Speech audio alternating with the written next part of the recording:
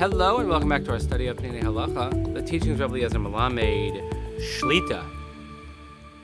Well, we've been learning about the 3 weeks, and now the 3 weeks are upon us, as today, of course, is the fast of Shivasar B'Tammuz. Hope everyone is having an easy and meaningful fast, particularly those here in the northeastern United States where it is extremely, extremely hot. Please be very attentive to one's medical and emotional state. I guess in Israel also it's fairly hot, but as I say there, it's a dry heat. So we will continue our learning today as we are full in on the topic, but please continue davening for Chayalei Tzva Haganah Yisrael and for Shalom L'Chol P'tzuvei Yisrael. Save your brothers and sisters in Israel. We learn each day L'Ilui Nishmat Seren Daniel Shimon ben Harav Daron V'Shel Yishem Kum Damo. So we're up to Parak Tes, which is now about Erev Tisha B'Av. So the first thing is Seudah Hamafesket. Erev Tisha B'Av b'Seudah Hamafesket shel Lefnei Hatzom lo yochel adam shnei tavshilin. On Erev Tisha B'Av, what's known as the Seudah Hamafesket, which is the meal right before the fast, one should not eat 2 cooked dishes. Because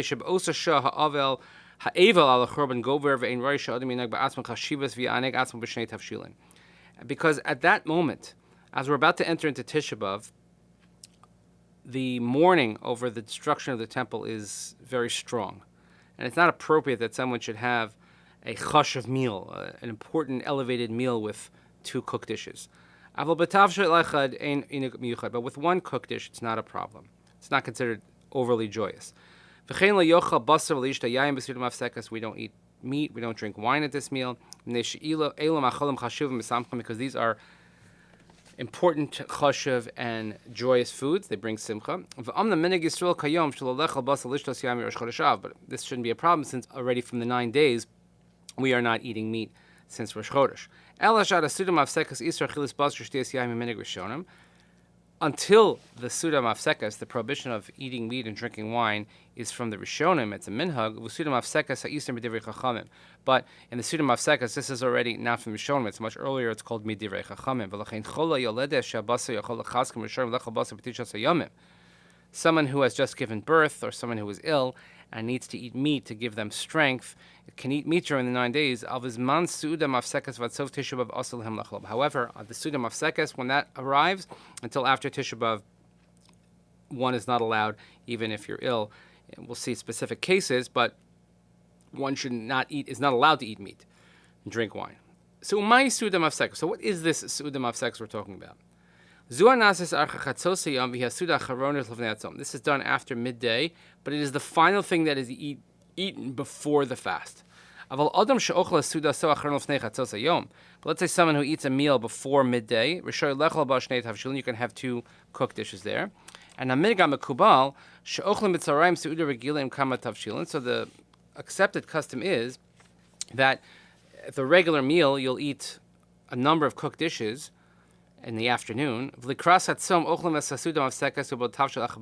it comes close to the fast, so think about within an hour before the fast starts, then we have this sort of ceremonial Seudah Hamafesket, which we'll discuss in the coming days.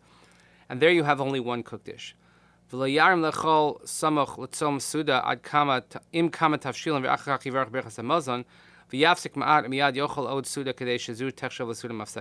the person shouldn't make a harama, shouldn't make tricks that you're going to have a big meal and then you're going to bench and then you'll stop a little bit and then you'll have the Seudah Hamafesket.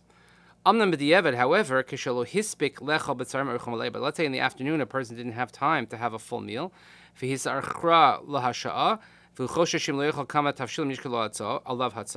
it already became late, and he's worried that if I don't have a number of dishes, then I will have difficulty fasting. So then you can have a full meal.